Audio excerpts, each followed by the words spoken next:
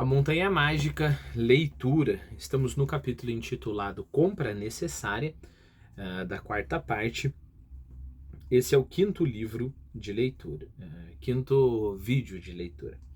No vídeo anterior, nós vimos a seguinte parte, terminamos da seguinte maneira. Visivelmente, o que lhe importava era saborear a beleza da sua prosódia e a força de sua memória e exibi-las ao auditório. Isso é claro, o Settembrini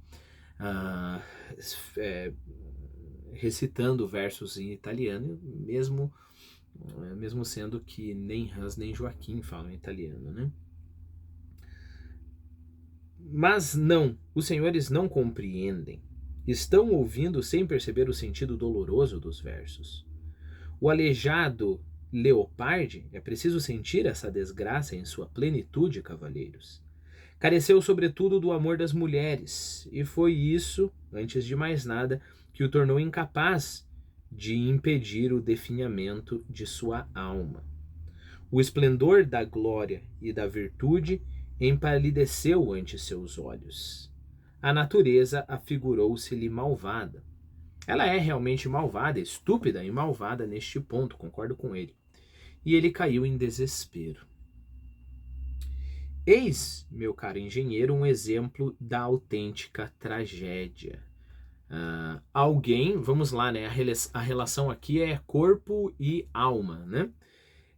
Então é alguém com uma grande alma que, por causa do seu corpo, acaba tendo a alma danificada, a alma perdida também, né?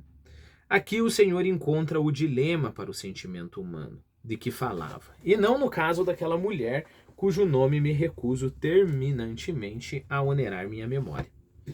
Não me fale de espiritualização que possa resultar de enfermidade. Pelo amor de Deus, não faça isso. Uma alma sem corpo é tão desumana e horripilante quanto um corpo sem alma. Ou seja, uma alma nobre que tem um corpo que definha, como é o caso ali do próprio Settembrini, né? Lembre-se, embora ele não tenha o corpo deformado, embora ele consiga se movimentar, mas ele é uma alma sem um corpo, então ele não pode participar da vida normal e produtiva, porque o corpo dele não deixa, né? Então uma alma sem corpo é tão desumana e horripilante quanto um corpo sem alma. É claro que nós estamos falando da Madame Storr, né? Da senhora Storr, que tem, bom, no caso dela, né? Ela não tem nem corpo nem alma, né? Mas uma pessoa com corpo e sem alma seria um estúpido sadio, né? A primeira é, aliás, uma rara exceção. Ou seja, quem tem grande alma e tem um corpo ruim. E o segundo, o mais comum, claro, todas as pessoas normais que não têm um espírito grande são isso. Via de regra, é o corpo que exubera, assambarca toda a vida. Assambarcar é tomar conta de toda a vida, né? Assambarca toda a vida e toda a importância e se emancipa de maneira mais asquerosa. Um homem que vive enfermo é corpo e nada mais. E nisso reside o anti-humano, o aviltante, quer dizer, aquilo que se torna vil, que transforma-nos em vil. Na maioria das vezes não vale mais que um cadáver. Engraçado, exclamou Joaquim de súbito, inclinando-se à frente a fim de olhar o primo que caminhava do outro lado de Settembrini. Não faz muito tempo você disse uma coisa bem parecida. Será? Tornou Rascastorp. Bem, pode ser que uma ideia semelhante me tenha passado pela cabeça. Settembrini permaneceu calado durante alguns momentos antes de dizer: Tanto melhor, meus senhores, tanto melhor. Longe de mim a intenção de lhes expor uma filosofia original. Não é isso que me cabe fazer. Se o nosso engenheiro espontaneamente já chegou a observações análogas, confirma-se a minha opinião de que ele é um diletante do espírito e simplesmente se entrega, à maneira dos jovens talentosos, a experiências com toda a espécie de conceitos possíveis. Um jovem de talento não é uma folha em branco, senão uma folha sobre a qual já foi tudo escrito, ou seja, tudo foi escrito com tinta simpática, por assim dizer. Ou seja, um jovem de talento é o jovem que recebe todas as teorias, né? Nisso a gente tem que concordar com o Settembrini. Ora, se você recebe todas as teorias, como os intelectuais versáteis, né? Os intelectuais que conseguem entender a filosofia hindu e a filosofia indiana e os clássicos e os que não são clássicos e que respeita todos e aceita todos, isso, embora possa parecer uma coisa maravilhosamente boa, por outro lado, e se essas filosofias se contradizem umas com as outras, né? Se uma filosofia diz algo e outra filosofia diz o oposto, como que você aceita tudo sem ser uma mera folha em branco, onde todo mundo escreve qualquer coisa e o jovem aceita tudo, né? Então, é claro, o problema aqui não é ter conhecimento das mais diversas filosofias, né? Ter conhecimento das mais diversas artes. O problema é ter tudo isso em si mesmo sem ter nenhum senso de organização, sem ter nenhum senso de hierarquia até, né? Então, por exemplo, o jovem, né? O jovem que gosta de Thomas Mann e gosta de Machado de Assis, o jovem genial, né? Gosta de Machado de Assis, gosta dos poetas clássicos e gosta também de anime e gosta também de cultura pop e gosta de desenho animado. Ótimo, isso é maravilhoso. Concordo plenamente que por exemplo, Hayao Miyazaki faz filme infantil, é maravilhoso. Concordo plenamente que Senhor dos Anéis é livro de fantasia, é maravilhoso, e assim por diante. Então perceba o ponto, né? O ponto não é, o perigo não está em ter acesso a toda essa cultura. O perigo é estar tão aberto a toda essa cultura que se respeita uma grande obra do mesmo modo que se respeita uma obra medíocre ou até uma obra ruim, né? Isso sob a bandeira, sob o signo de eu sou muito cosmopolita, né? Tanto cosmopolita no sentido original, geográfico, como temporal, né? Então eu conheço tudo isso. Então há que ter muito cuidado, né? Há que ter muito cuidado para que, ao você se expandir para todas essas áreas, mesmo assim você tem um senso muito claro de hierarquia, né? Porque lembre-se, se tudo for bom, nada é bom, né? Se tudo vale a pena, nada vale a pena. Tem coisa que vale muito a pena, a ponto de você dedicar a tua vida. Você sabe disso, você está fazendo esse curso extremamente extenso, né? Tem coisas que vale a pena você ler uma ou duas vezes, tem coisas que vale a pena você ler uma vez, tem coisas que vale a pena você ler uma vez distraído, quando você está cansado, assim, não tem muita energia. Tem coisas que vale a pena você ler o título, né? Tem coisas que seria muito legal se essas coisas desaparecessem da humanidade, né? Só que, de acordo com o Settembrini, um jovem de talento é essa folha em branco que aceita tudo com tinta simpática, né? Como se tivesse escrito com tinta simpática, né? Então olha que legal essa ideia, e a outra ideia fala o oposto dela. E o jovem fala, olha que legal, essa ideia também é boa, né?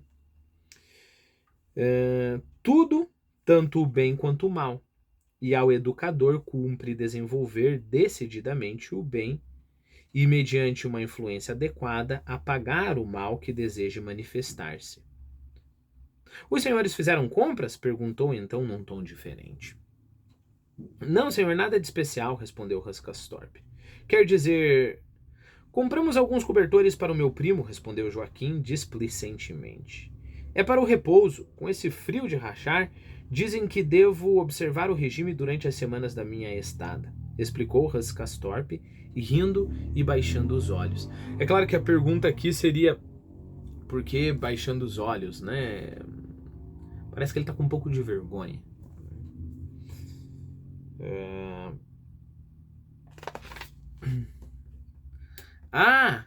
Cobertores? Repouso? Exclamou Settembrini. Sim. Com efeito. Placet experire. Eu acho que o Settembrini, ele faz o latim com pronúncia italiana, como a gente já conversou, então provavelmente ele vai ter falado placet expedire. Repetiu com pronúncia italiana, tá aqui, né? Repetiu com pronúncia italiana. Depois se despediu, pois cumprimentados pelo porteiro coxo, acabavam de entrar no sanatório. Ah, tá. Depois se despediu, pois cumprimentados pelo porteiro coxo, acabavam de entrar no sanatório. No vestíbulo, Settembrini tomou o caminho para os salões, a fim de ler os jornais antes do almoço, segundo disse. Parecia querer gazear o segundo repouso. Deus me livre, desabafou Rascastorp enquanto estava com Joaquim no elevador. É mesmo um pedagogo. Ele já nos disse no outro dia que tinha uma veia pedagógica. E a gente deve cuidar-se na presença dele e não dizer qualquer palavra em excesso, senão segue logo uma preleção que não acaba nunca. Mas vale a pena ouvi-lo falar. Cada palavra lhe sai da boca tão arredondada e apetitosa que sempre me faz lembrar pãezinhos frescos. Joaquim deu uma risada. Não lhe diga isso. Creio que ele ficaria decepcionado se soubesse que você pensa em pãezinhos ao escutar as suas teorias. Acha mesmo? Ora, não tenho tanta certeza disso. Sempre me parece que ele não se preocupa exclusivamente com as suas teorias e que estas desempenham um papel secundário. Olha a percepção, né? Hus não tem essa teoria do que é humano, etc., mas ele prestou atenção ao Settembrini. E ele sacou uma coisa muito interessante, né? Lembra daquele pequeno silêncio que o Settembrini fez quando Joaquim disse que o Hus já tinha tido a mesma ideia? Dá para inferir que aquele silêncio é quase que um silêncio decepcionado, quase despeitado, um pouco despeitado. Como assim? Eu estou aqui explicando uma teoria profundíssima e me vem aí um jovem qualquer, né, o Hus, um doente aí, que defende ideias absurdas e teve essa ideia já. Então ele faz esse momento de silêncio aí como meio que ele recobra o controle de si, né? E daí fala, não tem problema, isso daí, melhor ainda, e assim por diante. E o Rascastorp notou isso, notou que o Settembrini é imprescindível para o Settembrini ser admirado nas suas grandes teorias, né? Bom, lembrem-se do episódio que a gente leu agora dele recitando a poesia em italiano, né? O que lhe interessa mais é o falar em si, o seu modo peculiar de fazer as palavras saltar e rolar, tão elástico como bolas de borracha. Tenho a impressão de que não o desagrada verificar que ouvidos alheios notam o efeito. O cervejeiro Magnus disse, indubitavelmente, uma asneira quando falou dos belos caracteres, mas Settembrini nos deveria ter dito o que é em realidade o objetivo da literatura. Lembre-se que Magnus senta na mesma mesa que Settembrini e falou que literatura é basicamente você falar de uma pessoa que tem um caráter belo, né? Dos belos caracteres. Eu não quis perguntar para não mostrar minha ignorância. Não sou nada competente nessas coisas e até agora nunca vi um literato. Contudo, se o que importa não são os belos caracteres, devem ser as belas palavras. Tal a minha impressão quando me acho em companhia de Settembrini. Que palavras usa esse homem? Sem o mínimo acanhamento fala de virtude, ora essa. Nunca na vida empreguei esse vocabulário. Até mesmo na escola dizíamos coragem quando líamos virtus nos livros. Naquele momento senti um choque, não posso negá-lo, e depois fico nervoso quando ele se mete a resmungar sobre o frio e sobre Berens e sobre a senhora Magnus, porque ela perde proteína sobre tudo o que existe. E sobre a senhora Magnus, porque ela perde proteínas. Sobre tudo o que existe, enfim. É um homem do conflito, um oposicionista, como logo percebi. E investe contra qualquer coisa, e uma atitude dessa sempre me dá a impressão de desleixo. Não posso evitá-lo. Bom, a pergunta que fica aqui, né? um oposicionista é um polemicista, né? Então, se você defende o A, o Setembrino vai falar o B. E por que que isso dá a impressão de desleixo? Né? Porque ser oposicionista dá uma impressão de desleixo. É o que você pensa, disse Joaquim ponderadamente. Mas, por outro lado, tal atitude revela certo orgulho, que nada tem de desleixado. Pelo contrário, Setembrino é um homem que se respeita a si mesmo ou respeita os homens em geral. E isso me agrada nele, porque, a meu ver, é um sinal de decência, respeitar-se a si mesmo e respeitar os homens em geral. Tem razão, concordou Rascastorp. Ele até me parece um tanto severo. A gente às vezes sente-se constrangido diante dele, porque vê que, como dizer, que está sendo controlado. Sim, senhor, é isso mesmo. Você acredita que tenho a impressão de que ele não aprovou a compra dos cobertores para o repouso, de que se opõe a ela e ficou até escandalizado? Essa frase aqui, que está sendo controlado, fica meio estranho, né? Quem está sendo controlado? O Setembrino está sendo controlado por alguma coisa? Nós nos sentimos que estamos sendo controlados quando falamos com o Setembrino, né? A gente às vezes sente-se constrangido diante dele, porque vê que, como dizer, que está sendo controlado, né?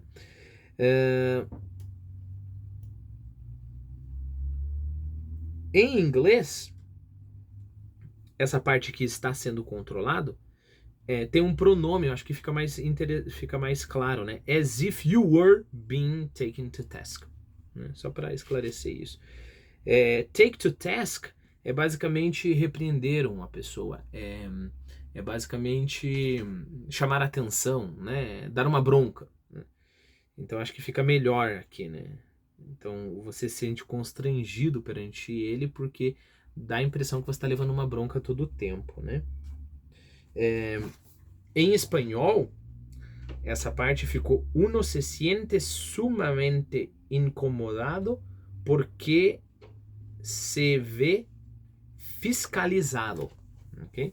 Então, um é que está sendo controlado no português, você está sendo fiscalizado, e no inglês parece que o Setembrino está dando uma bronca em você, né? Eu não sei o que você acha, eu acho a do português a piorzinha, né? Não é que o Setembrino está tentando... Ele está tentando controlar, aí sim, né? Fiscalizando, aí sim. Ele está tentando sempre te pregar um sermão. Parece muito que se encaixa muito bem aqui, né? Tanto é que daí, como prova, ele fala: você acredita que tem a impressão de que ele não aprovou a compra dos cobertores para o repouso? De que se opõe a ela e ficou até escandalizado?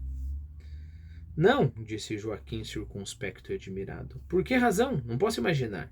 E com isso se foi metendo o termômetro na boca e levando todos os seus apetrechos para o repouso, enquanto Russ Castorp começou logo a mudar de roupa e arrumar-se para o almoço, do qual os separava nem sequer uma hora.